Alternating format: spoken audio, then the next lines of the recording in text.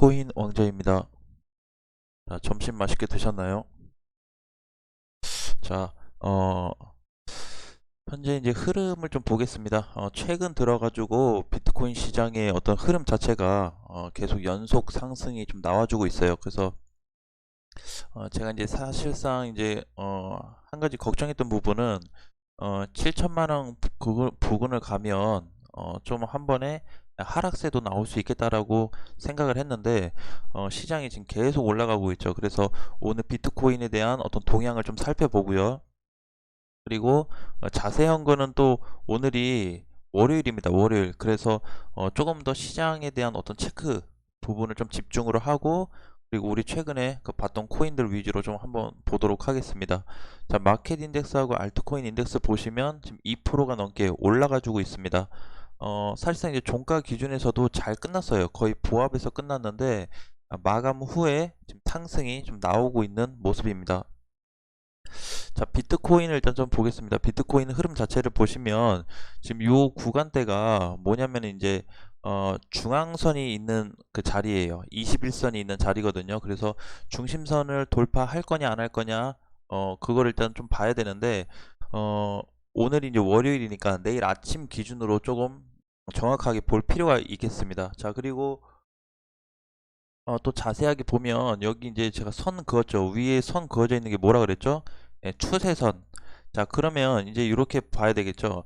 제가 앞전에 조정 기간이 한 3주 나올 수도 있어요 라고 말씀드렸는데, 상승이 말고 옆으로 조정이 나왔을 때 3주를 말씀드렸고, 지금 반등이 나오고 있는데, 자, 그러면 대체 어느 시점에 가서 비트코인이 추세가 돌파됐을 때 우리가 알트코인 애들 한번 집중적으로 공략을 한번 해볼 수 있냐라는 부분을 말씀드린다면, 요 추세선을 만약에 그냥 이렇게 다이렉트 쭉쭉 가서 요 돌파해버렸다. 자, 돌파해서 이렇게 끝났다라고 한다면 그때부터 그 다음날 조정 시 때부터 공략이 사실상 가능합니다. 그래서 왜 뭐 우리 그랬죠. 뭐예요?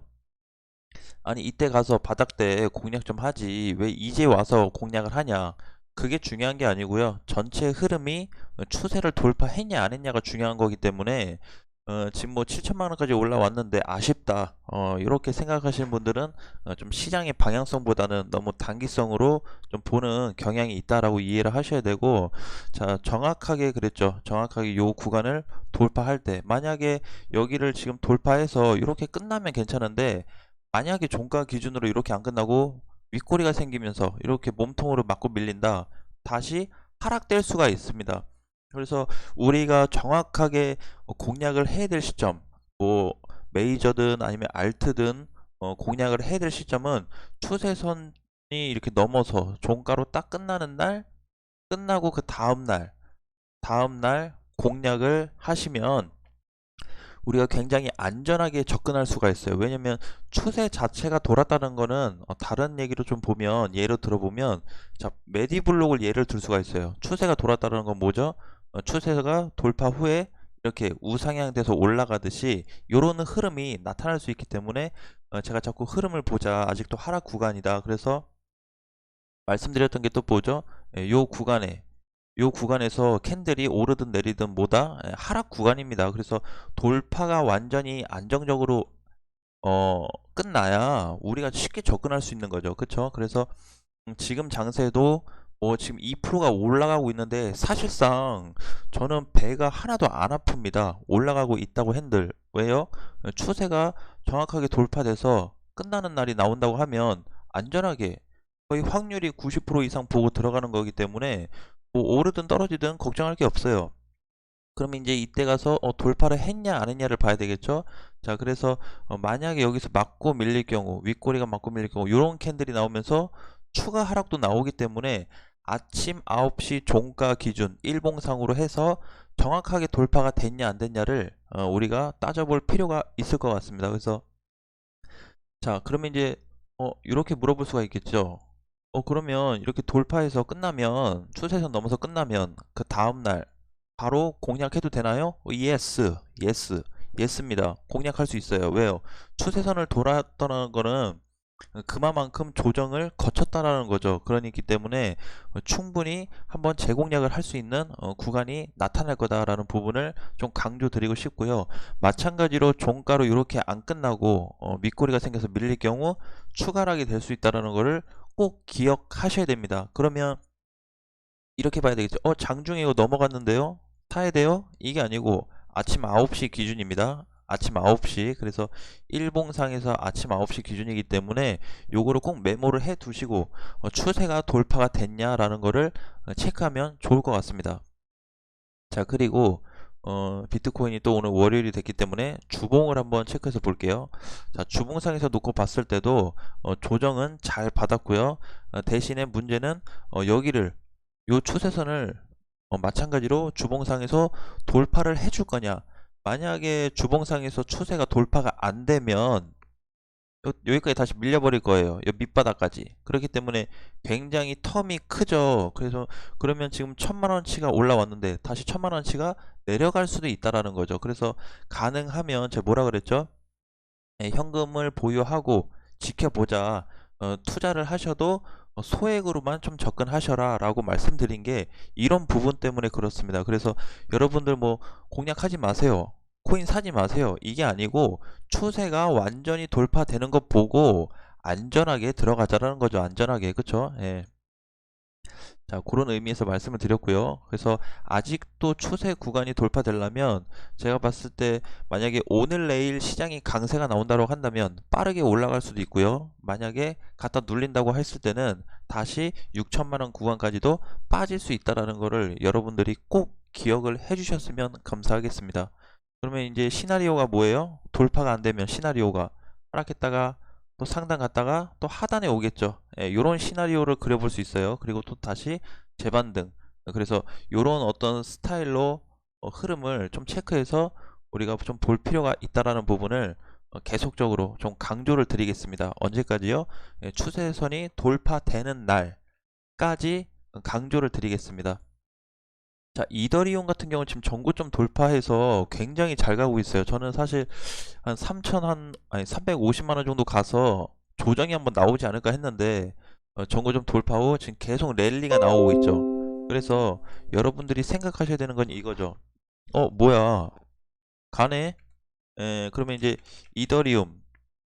이더리움은 뭐라 그랬죠? 알트코인 대장인데 이거에 따라서 지금 알트코인들이 동반 상승이 나오고 있습니다. 그래서 이 부분을 좀 체크를 하셔야 되겠죠. 그래서 지금은 이더리움 전고점 돌파 강세로 인해서 알트코인들이 오르는 거기 때문에 우리가 적당한 선에서 다시 접근을 해야 되고, 만약에 얘는 이대로 가고 비트코인이 만약에 추세가 돌파된다고 하면 동시 강세장이 나올 겁니다. 동시 강세장.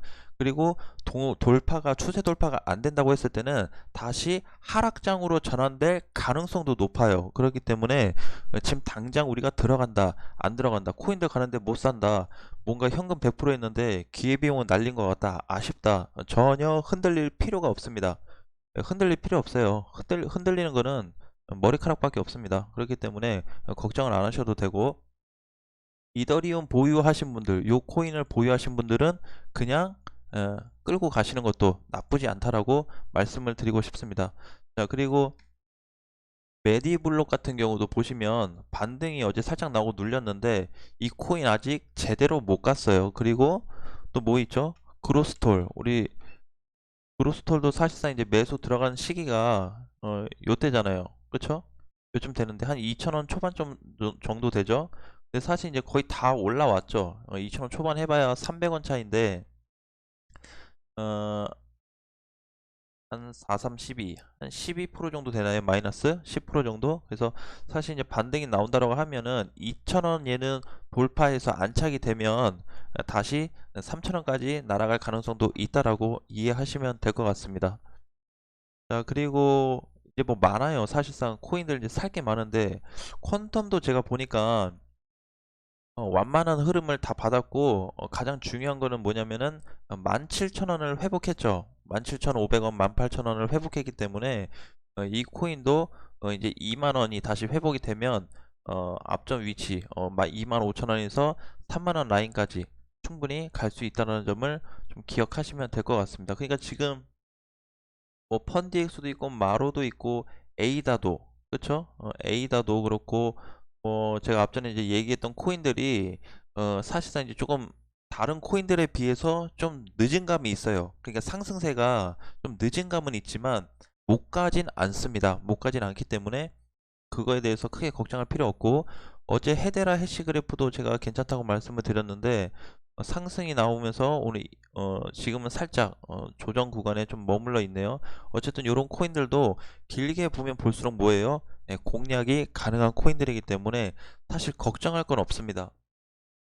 자, 그리고 제가 또 유심히 본 것 중에 하나가 캐리 프로토콜인데 굉장히 재밌습니다. 뭐냐면 캐리 프로토콜 현재 위치를 보게 되면 이렇게 추세가 돌파가 돼 버렸어요. 돌파 후 조정 나왔죠.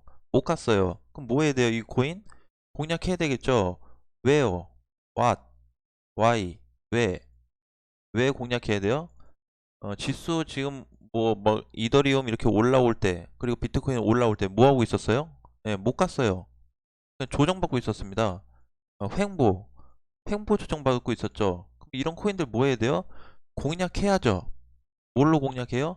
단기든 중기든 단타든 공략하셔야 되겠죠. 그쵸? 예, 그렇기 때문에 여러분들이 지금 이런 코인들에 대해서는 이거 많이 못 갔는데 라고, 많이 빠졌는데 라고 서운해할 필요가 전혀 없습니다. 특히 현금 보유하신 분들 전혀 아쉬울 거 없어요. 만약에 현금 비중이 지금 100% 혹은 뭐 70% 이상이다 혹은 100%다 하신 분들은 캐리 프로토콜 단기 대응으로 들어가셔도 괜찮습니다. 한 30원까지만 본다고 해도 7원만 올라가도 얼마예요, 돈이? 그쵸? 수익률이 얼마입니까? 어마어마하죠? 그러니까 충분히 이제 이런 코인들을 여러분들이 공략할 수 있다는 거를 꼭 아셨으면 좋겠습니다. 자, 그래서 이제 또 흐름을 보면 어디 있죠? 자, 전일 이 스토리지 같은 경우도 보시면 이런 코인들도 많이 못 갔어요. 그쵸? 그러니까 여러분들이 지금 해야 될 거는 오늘 또 한 가지 뭐예요?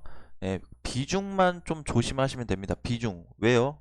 제가 좀 전에 말씀드렸죠. 이더리움은 잘 가서 상승이 흐름이 나오고 있지만, 자, 비트코인이 만약에 뭐예요? 추세선 돌파가 안 되고 맞고 밀려버리면 다시 이렇게 우르르 장이 나올 수가 있습니다. 여기서 우르르가 나올 수 있어요. 이렇게.